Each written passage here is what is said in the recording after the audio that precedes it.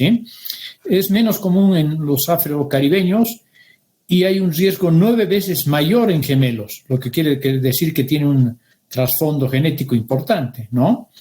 La infección por el virus de Epstein-Barr puede contribuir al desarrollo de este tipo de linfoma. De hecho, en muchos linfomas, en algunas variedades sobre todo, tanto como en los linfomas no Hodgkin, hay frecuentemente presencia de Epstein-Barr en la patogenia de esta enfermedad, ¿sí? Miren, aquí, por ejemplo, he extractado este texto. Posteriormente se demostró que el virus de Epstein-Barr persiste en las células neoplásicas en recaídas, en diferentes localizaciones, ¿ya? En este 50% de casos, las células de Reed-Steinberg expresan las proteínas codificadas por los genes LMP1, LMP2A y EBNA1, ¿sí? Patrón característico de la expresión de la infección viral latente 4. La importancia del gen LMP1 se debe a que simula un receptor CD40 activado constitutivamente que aumenta a su vez la actividad de la familia de los factores de transcripción por la vía NF-κB, ¿ya? Entonces, este gen LMP2 bloquea la expresión del receptor de la célula B y por lo tanto actúa como un gen antiapoptósico, ¿sí? Este era lo que teníamos que leer, ¿ya? Este gen es el Human Gamma Herpes Virus tipo 4, ¿ya? Que está presente en el Epstein-Barr virus en un alto porcentaje. Bueno, antes de empezar a hablar del Hodgkin, vamos a hacer un cuadro comparativo diferencial sobre las principales características entre la enfermedad de Hodgkin o el linfoma de Hodgkin y el linfoma no Hodgkin, ¿ya? El origen en la enfermedad de Hodgkin es principalmente B, también lo es en el no Hodgkin, ¿sí? Pero en un 10% es T en el no Hodgkin, ¿ya? El compromiso ganglionar en el Hodgkin suele ser de un grupo localizado y tiende a propagarse a los ganglios linfáticos contiguos. En cambio, el linfoma no Hodgkin puede tener una diseminación ganglionar mucho menos lógica, menos vecinal, diríamos, ¿ya? Pueden haber ganglios linfáticos a ambos lados del diafragma, incluso desde el principio de la enfermedad. La diseminación extraganglionar es infrecuente en el Hodgkin y frecuente en el no Hodgkin, ¿ok?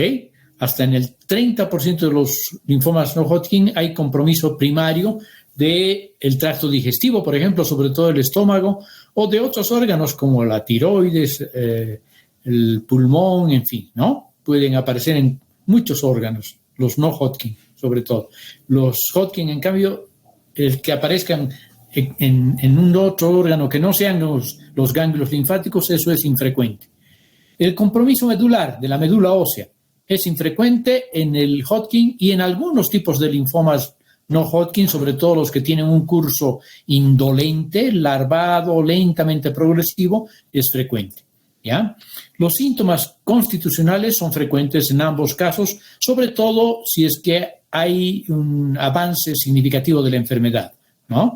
En etapas precoces, en el Hodgkin, no suelen haber síntomas constitucionales y lo mismo en el no Hodgkin. Pero cuando ya avanza la enfermedad, empiezan a haber fiebre, malestar general, etcétera, etcétera, que son los síntomas constitucionales. Defectos cromosómicos, aneuploidía en las células de Hodgkin y sus variantes, en las de células de Reed-Steinberg, y traslocaciones y deleciones, sobre todo en los linfomas no Hodgkin. La diseminación hacia el sistema nervioso central es raro en el Hodgkin y puede propagarse hacia la sangre también. O sea, diseminación hematológica, mejor dicho, ¿ya? O sea, sin leucemizarse, en otras palabras. En el no Hodgkin esto puede hacerse. En el Hodgkin no. ¿Ya? El pronóstico, pero sí en el Hodgkin puede comprometer la médula ósea, ¿no? Aunque infrecuentemente. Sin embargo, la sangre no. El pronóstico es bueno, sobre todo en los clásicos de tipo esclerosis nodular y predominio linfocítico o rico en linfocitos. y en el 75-85% de los casos hay curación con los métodos de tratamiento actuales. En cambio, en un 30-40% de los no Hodgkin solamente hay curación y el resto evoluciona indefectiblemente hacia la fatalidad. Diagnóstico diferencial, entonces, más importante: Hodgkin, grupo axilar ganglionar. Suele comprometerse los grupos cervical, mediastínico y paraórticos. ¿Ya? En el no Hodgkin, múltiples grupos ganglionares periféricos. La diseminación es ordenada por contigüidad, como hemos dicho, del ganglio inicial a los ganglios vecinos. ¿Ya? En cambio, es probable la diseminación no contigua en el linfoma no Hodgkin. Rara afectación mesentérica y del anillo de Waldeyer, frecuente afectación de los ganglios mesentéricos y del anillo de Waldeyer, las amígdalas sobre todo, ¿no? Y infrecuente afectación extraganglionar, frecuente afectación extraganglionar. Hemos dicho sobre todo tracto digestivo, vía urinaria, vía glándulas endocrinas, sobre todo, en fin, ¿no? Y otros órganos también, incluso los huesos. Bueno, ahora entramos ya de lleno al linfoma de Hodgkin. ¿Me escuchan y me ven?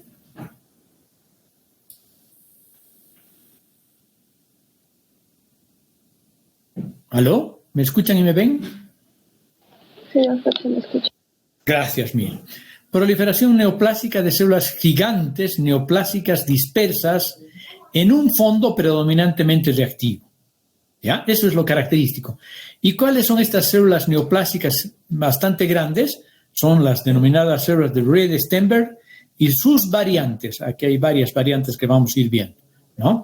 Pero es interesante que las células neoplásicas están dispersas, no son muy abundantes, en un fondo predominantemente reactivo, que es mayoritario, como aquí, por ejemplo, ¿no? Esta es la célula maligna y el fondo es reactivo, es decir, no neoplásico. No es parte del linfoma, a no ser como acompañante del linfoma por inducción de su presencia por parte de las células malignas.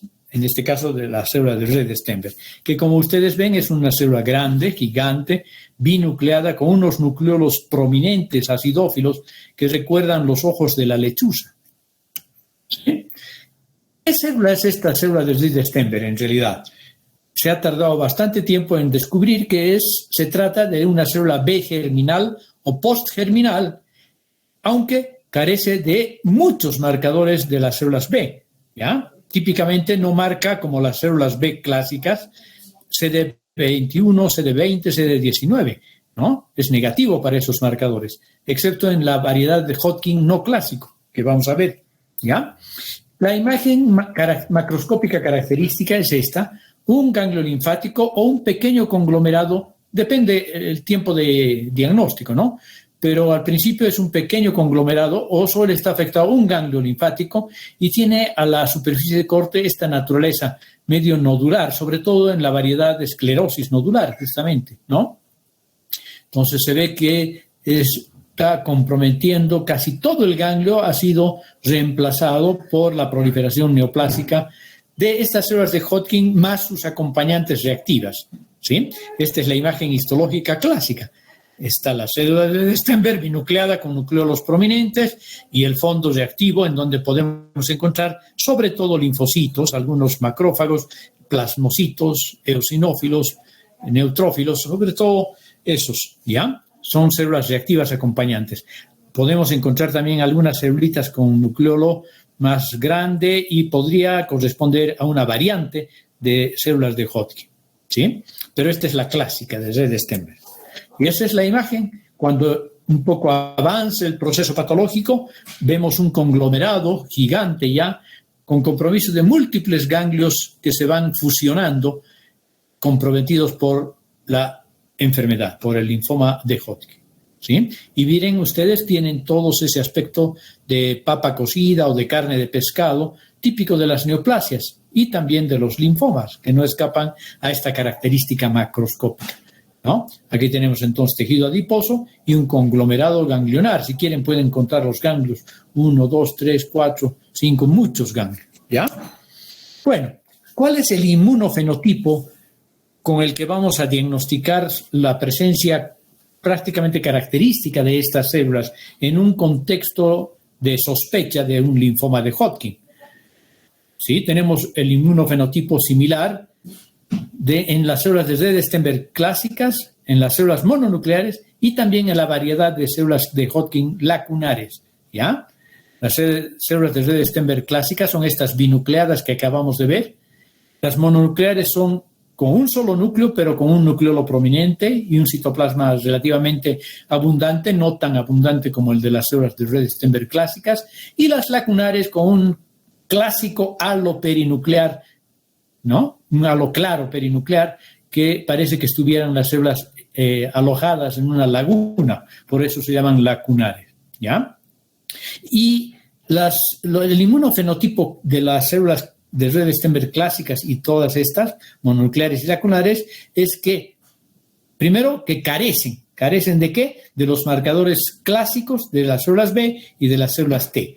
O sea, carecen de células de marcadores CD21, 20 y 19 y carecen de marcadores CD3, por ejemplo, ¿ya?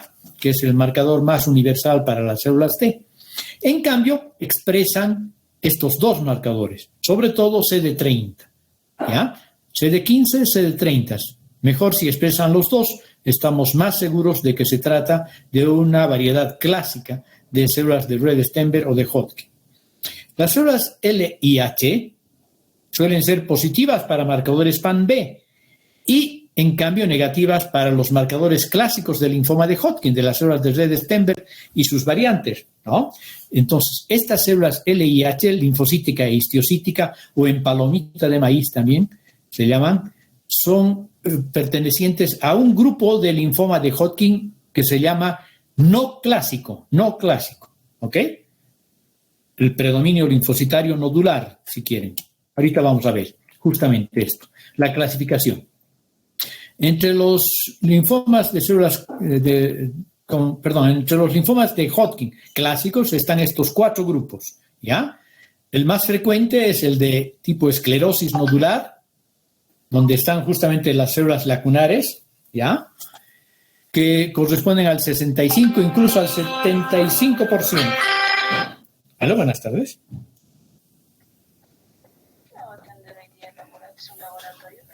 Hasta las 6, por favor, estoy en clase, ¿ya? Hasta las 6 puede venir, ¿ya?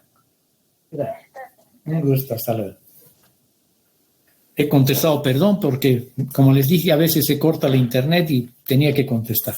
Ya, pero no era ese el caso. Entonces, estamos en la clasificación, ¿no? Esclerosis nodular, 65 a 75% de los casos, la variedad más frecuente. Luego, la clásica celularidad mixta, de 22 a 25%. El rico en linfocitos, 2%. Y la depresión linfocitaria, 1%. A pesar de ser muy rara esta variedad, alguna vez la hemos diagnosticado, ¿ya? Rico en linfocitos también, y las más frecuentemente diagnosticadas, porque también son las más frecuentes variedades, esclerosis nodular y celularidad mixta, ¿no? Vamos a ir viendo después cada una de estas variedades en sus principales características. Y les decía que hay una no clásica enfermedad de Hodgkin, ¿sí? Que se denomina nodular con predominio linfocitario y que corresponde al 5% de los linfomas de Hodgkin. O sea, ocuparía el tercer lugar en realidad en frecuencia entre los linfomas de Hodgkin. Y que ya saben que no marca positivo para CD15, CD30 y sí marca estas células neoplásicas, marcadores PAN-B. ¿Ah? Esa es la clasificación de las linfomas de Hodgkin y esta es la clasificación del estadio clínico de la enfermedad, la clasificación de Narbor, ¿ya? Esta clasificación nos indica el estado de avance, cuán avanzada está la enfermedad. Y esto también se puede extrapolar a los linfomas no Hodgkin, no es solamente para los Hodgkin, ¿ya? Entonces, vamos a clasificar los estadios clínicos de la enfermedad en un estadio 1, 2, 3 y un estadio avanzado 4, ¿sí? Cuando hablamos de un estadio 1, cuando hay una sola región ganglionar afectada o de un único órgano afectado de localización extraganglionar, ¿ya? En el estadio 2 tenemos 2 regiones ganglionares o más de un solo lado del diafragma, ¿ya? O afectación limitada contigua, a un órgano de tejido extraganglionar, ¿sí? Se clasifica como 2, si no hay un órgano extraganglionar y hay 2 regiones ganglionares comprometidas, y 2E si además compromete un órgano o tejido extraganglionar. Vecino, pero, ¿ya? Contiguo. En el estadio 3 hay afectación de regiones ganglionares a ambos lados del diafragma. ¿Ya? Eso es fácil de acordarse. Y puede involucrar el vaso, puede estar comprometido el vaso. Entonces hablamos de 3S, spleen, ¿no? Y o afectación limitada contigua de un órgano o localización extraganglionar, en cuyo caso hablamos de 3E o 3ES, ¿ya? Y en el estadio 4 tenemos focos múltiples o diseminados de afectación de uno o más órganos o tejidos extraganglionares con o sin afectación ganglionar linfática, ¿ya?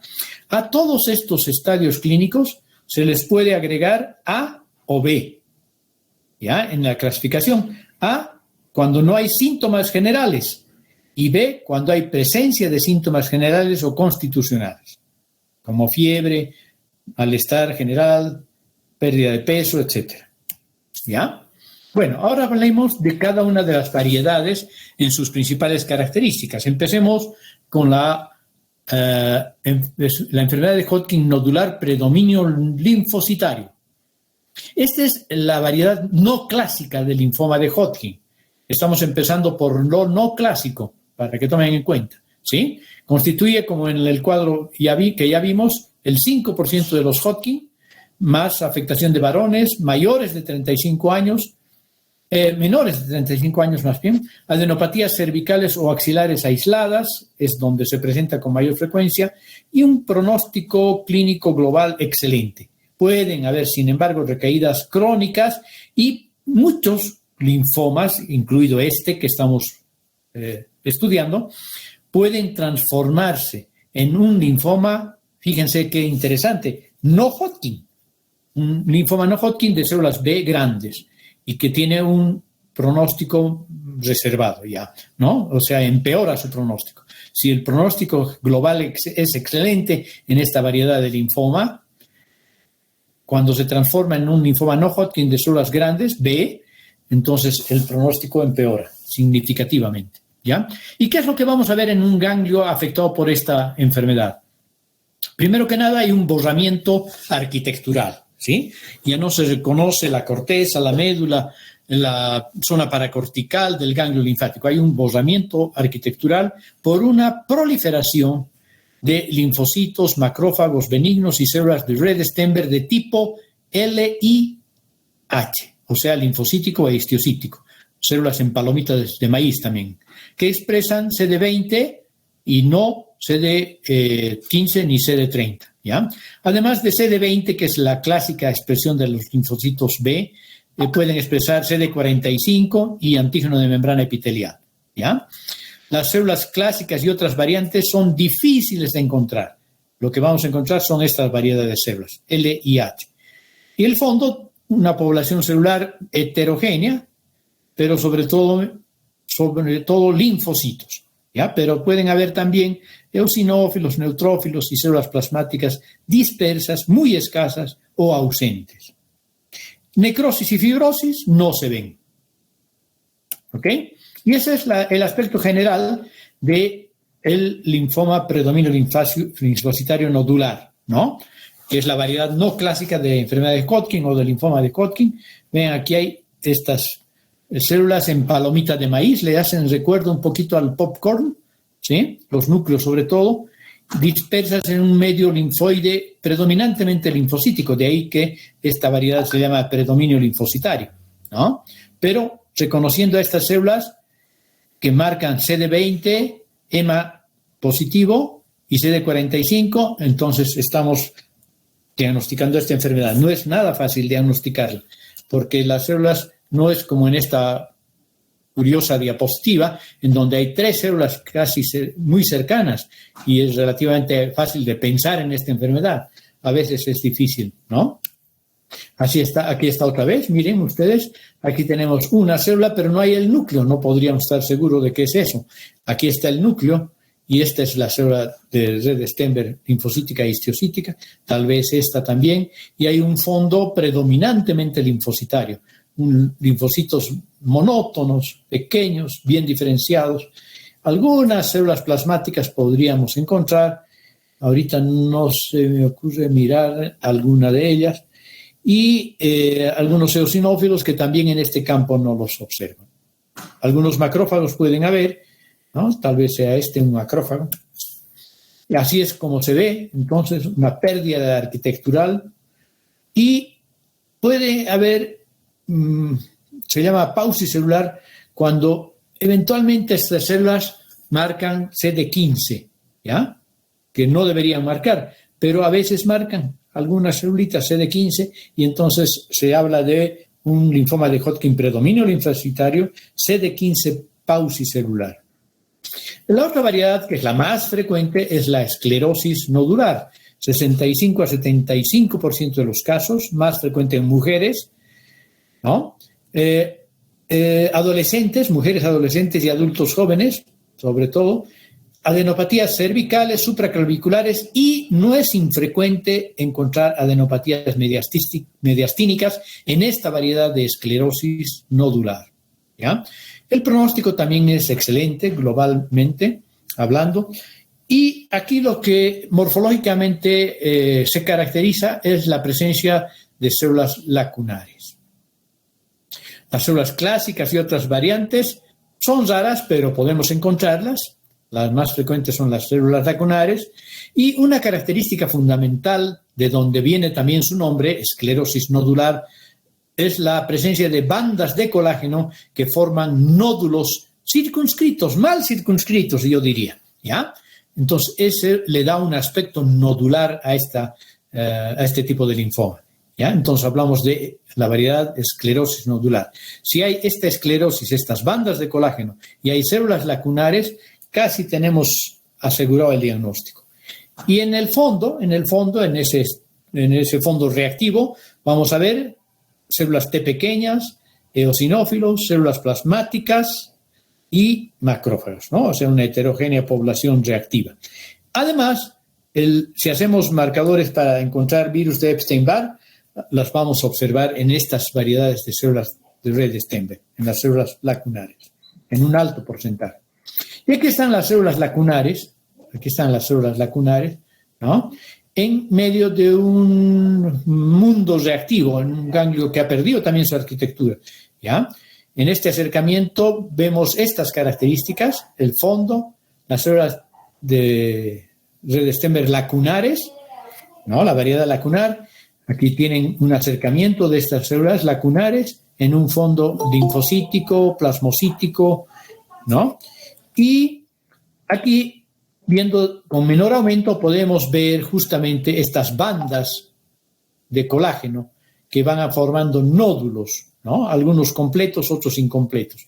De ahí el nombre de esclerosis nodular, ¿no? Vean, bandas colagenosas circunscribiendo nódulos donde hay que encontrar a las células de lacunares. Aquí tenemos una célula lacunar, que desde este aumento ya podemos decir que es casi seguro que sea esa.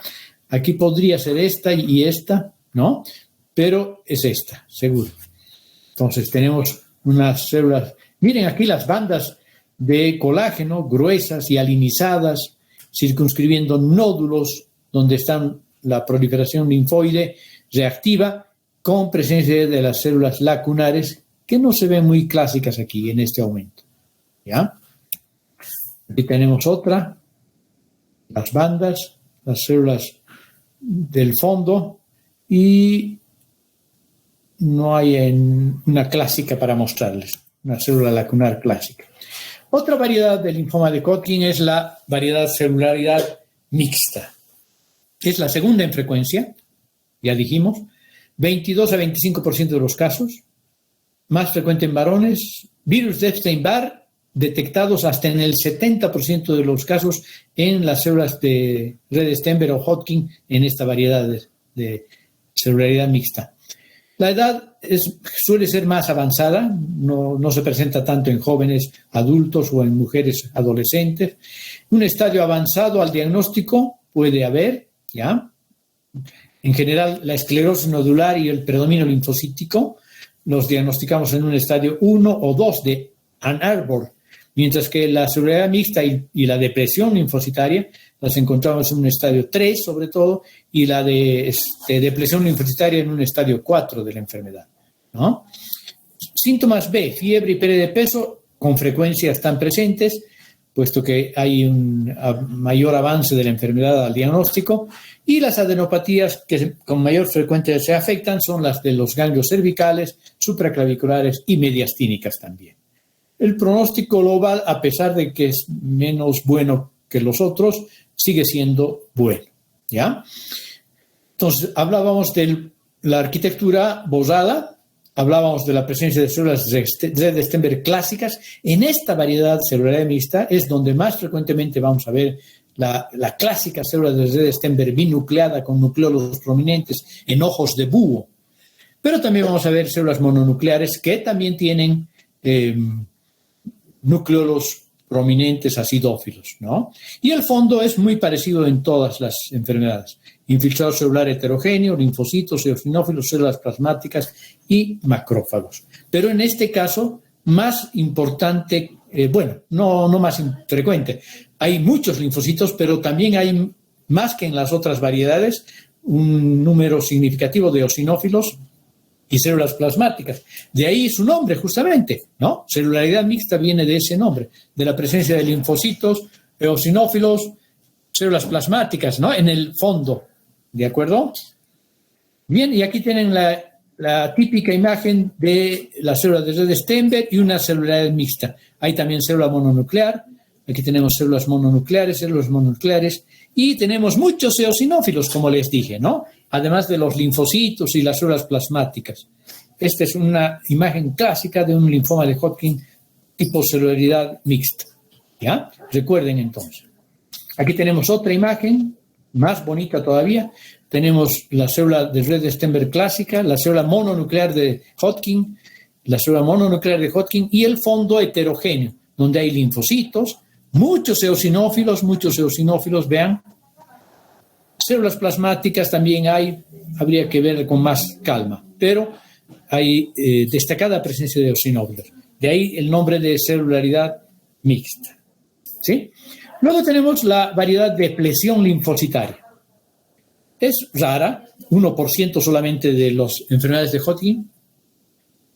Se presenta sobre todo en pacientes inmunodeprimidos, se asocia casi siempre con el virus de Epstein-Barr, y el diagnóstico es en un estadio ya avanzado, en una fase 3 o 4, en un estadio 3 o 4 de la clasificación de Ann Arbor, ¿no? Los síntomas B también son muy frecuentes, fiebre, malestar general, pérdida de peso, sobre todo, y el pronóstico global ya no es tan bueno aquí, ya es malo, ¿no? Bastante peor. Histológicamente vemos un borramiento arquitectural, un entorno celular depletado, mientras que en todas las variedades que hemos visto hasta ahorita hay un entorno reactivo importante, muchos linfocitos, y en la variedad celularidad mixta muchos eosinófilos y células plasmáticas. Aquí está depletado, o sea, son campos vacíos, relativamente vacíos, ¿ya? Y las células de red Stenberg clásicas las vamos a ver a las células mononucleares, y empezamos a ver en esta variedad típicamente, en la depresión linfocitaria, unas células más aberrantes, las células pleomórficas, mucho más atípicas, ¿ya? Que se tornan abundantes y a veces nos hacen pensar, y hay que hacer un diagnóstico diferencial con células de adenocarcinoma metastásico o de un carcinoma epidermoide metastásico. ¿De acuerdo? Y aquí vean ustedes, el fondo es mucho menos celular que en las variedades que ya hemos visto, y hay bastante mayor cantidad de células grandes, pleomórficas, células de red Stenberg mononucleares y pleomórficas, algunas en mitosis, fíjense, ¿no? Entonces, esta es la imagen de una depresión linfocitaria. Bien, y esta es la imagen clásica cuando hay un compromiso por esta enfermedad de órganos macizos, como en el vaso. Aquí tenemos un nódulo tumoral metastásico de linfoma de Hodgkin, otros más pequeñitos, ¿no? Vean, así suelen metastatizar. Un poco parecido a los carcinomas, la afectación es en base a nódulos de los linfomas también, ¿ya? Aquí tenemos unos grupos ganglionares aumentados de tamaño, ¿no? Y una esplenomegalia, ¿ya?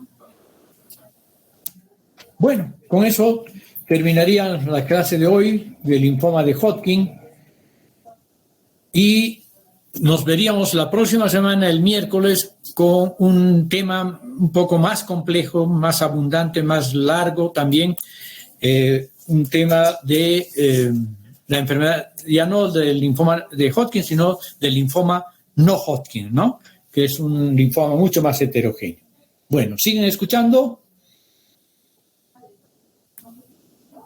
Sí, doctor. Qué bien, hemos terminado con todos entonces, ¿ya? Chao, chao.